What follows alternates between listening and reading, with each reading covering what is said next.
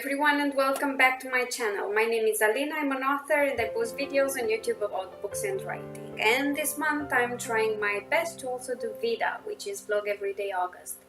So far I got 3 out of 4, so we'll see how it goes. Today I'm going to talk about my latest release, which is, I hope you can see it because of the glare, but I'll just put a cover snapshot on the screen during the editing because that's best. But you know, it's here. I love it. It's The Fall of Darkness, which is book 3 in the Bad Blood series, and while it doesn't wrap up the series, it ends the first story arc that started in book 1, The Edge of Hope. The Fall of Darkness was released this Friday, where I missed my VEDA day because I had construction work until late in the evening, and then I wasn't feeling that great, so I decided to kind of skip. But I'm here now. I'm going to tell you all about this new release. The Fall of Darkness was a tricky one for me. I made a lot of choices for my characters that I'm not sure are the obvious choices at all, but I think in the end there were the logical choices I could make given how I set up the story. Bad Blood was a series I started a long time ago. The first book in its original form was released in April of 2013. A year and a half later, the second book was released, so sometimes in the summer of 2015, or was it 16? Doesn't matter. It took a long time. That's the basic notion. And then we're in 2018 and I'm publishing book 3 because reasons, things happened. As you know, I have reworked and re-released the first 2 books, and I will link in the info cards the videos documenting this journey of mine. And now we're here with the 3rd book, which has just come out this Friday, and then there will be a bundle with all 3 that's going to be released later in August. So I'm going to try and answer the questions from the Your Story tag so that you get to know more about this book, and I will try my best not to spoil much for everyone who's not read it yet but has read the first and the second book. The first prompt is to tell you all about the story. This story finds Alexa in a really bad place. I'm not going to tell you why, but she's pretty broken and not really able to put herself together. She's drowning herself in work that she gets from the High Council governing vampires across Earth and Anxis, which is the realm they came from. This broken Alexa is faced with the biggest threat that ever came about for all races, humans and all types of vampires alike. They suddenly have to face their mortality, more so their imminent mortality, and it's not an easy place to be. They've been thinking of Alexa as an ally or a threat, but now she's the only one who can do anything about it, and she's not mentally, at least, in a position to take on this weight for everyone and with very little support. But if they want to survive, they'll have to trust her, and she's going to have to get her shit together, so to say. So this is the premise of the book, and I hope you find it intriguing. The second question is, I should say prompt. Tell us about your characters. Well, Alexa is the protagonist. She's been around since book 1. And the other important characters, I'd say main characters through different sections of the book, are Anthony, which is surprising, I know, because he's been the bad boy of the first 2 books. But Anthony is a Beastborn vampire. He's always been a bit of a game player, a bit of a schemer, and somehow he ends up in close proximity to Alexa, and they're forced at first to spend a lot of time together, council directive, and then things develop from there. The second one would be Seth, who's been introduced in book 2. He is Alexa's best friend's brother. He is a true-born vampire from Anxis, and he's a bit of a warrior, although retired now. And the other characters you know and love from the other books, like Heshra and Lewis and Anubis and everyone else, Magnus, the queen of Anxis, they're all going to be there, making bigger or smaller appearances and making you continue to love them, or, you know, turning things around and becoming your number one most hated villain. That's me being super shady and making you think they all turn bad, which is maybe true. Next, your favorite friendship. This one, I'm not going to give any details on. I think just saying who the two characters who I think have the most beautiful friendship in this book are will be a surprise for those who've read the first two books already, and that's Anthony and Alexa. Yep, the protagonist and the bad guy. Great, moving on. What is your favorite scene? Oh god, that's complicated. I don't even know. I mean, there are so many scenes that I think turned out great. Some made me cry my eyes out, some made me feel hope and feel refreshed and think, well, maybe this story is going to have a happy ending after all. But I can't just pick one, and even if I could not tell you what the scene is because I would spoil too much, so sorry.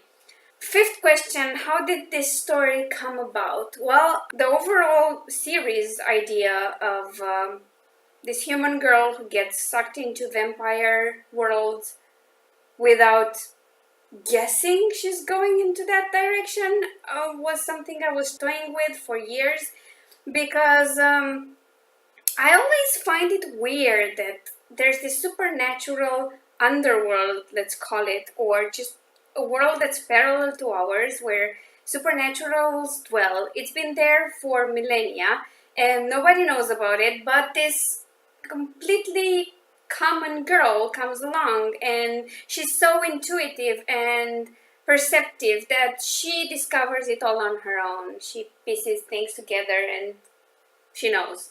In my case, the protagonist is just taken completely aback by this discovery, and it brings a lot of anguish and sorrow for her. It's not something easy.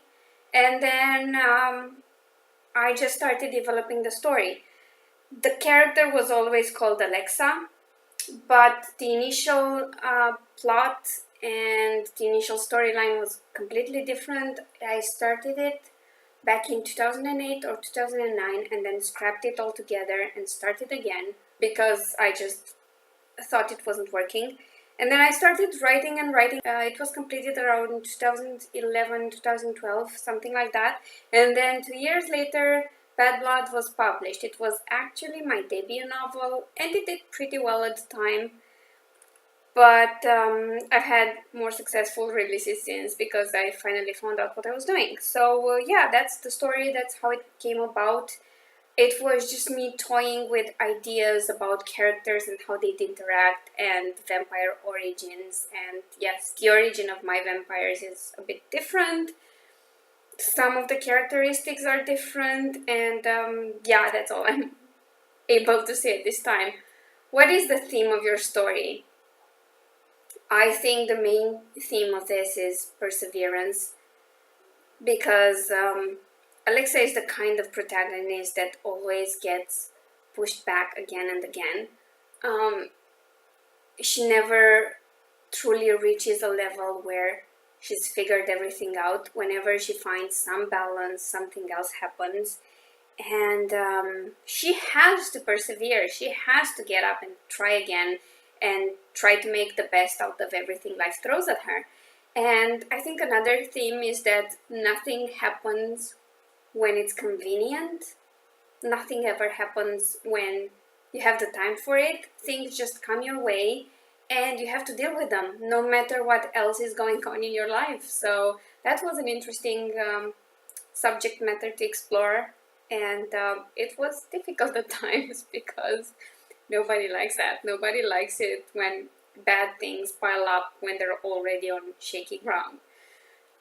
Next, what is one thing you love about your story? I don't know how to answer that in short format, but this was the first series I ever wrote. It's a story that's very near and dear to my heart, and I love how Alexa as a protagonist evolved, how I took events similar to those that happened to me and created a completely different person from me. There are similarities, there are a lot of those, but she's a different person and she reacts differently to certain situations. She's not as jaded as I feared she'd turn out. And somehow through through this process of finishing the third book, I kind of fell in love with the story again. With the first book, with the second book, with the third one, and I'm so excited about what's coming next. There will be at least 3 more books in this series following a different arc and having a different protagonist, but the protagonist is someone who's already been introduced. And if you want to take a guess at it, read the books and let me know. If anyone can guess who the protagonist of the next story arc is, they'll get a free copy of the first ebook in the second arc. So book 4, you'll get that for free. All you have to do is guess who the protagonist is at any point from now until release day, which will be later this year or early next year. The reason why it will be so delayed, like you'll have to wait half a year, which, you know, when you think you've waited for like 4 years to get the first story arc, is not that bad. But the reason why is that I plan on focusing on witches and other misfits for the simple reason that at the end of The Fall of Darkness, there's a very soft plug for Shayla, the protagonist of Witches and Other Misfits, and because she's important, there will have to be a few books in her series out before I can go further with Bad Blood. So yes, the worlds I've created are interconnected. Well, only the urban fantasy worlds. So the werewolves, the vampires, and the witches, they're all going to collide at some point in the future. Which means many more books in all series. So I think that's great. I don't know about you though. So yeah, that's it. I hope you've enjoyed my long rant about the Fall of Darkness and the Bad Blood series in general. I do hope you pick up a copy of The Fall of Darkness, but as this is not a series that you can read out of order, if you want to start at the beginning, Book 1, The Edge of Hope, is free on absolutely all retailers I could get it on. There's always a link in the description down below to the first free book. It leads to my newsletter, but you can just go directly to one of the vendors and download from there if you don't want to be part of my newsletter. Of course, you can also download it from InstaFreebie without joining the newsletter. Everything is optional here. And yeah, if you have any questions or comments or suggestions, please leave them down below. If you've enjoyed the video, please give it a thumbs up. That helps out a lot, and maybe share it with your friends. If you know of anyone who's interested in urban fantasy, particularly in vampire urban fantasy, maybe share this video, maybe tag them when you share it, and let's see what happens. That's it for now. Thank you for being here with me, and I will see you again tomorrow. Bye!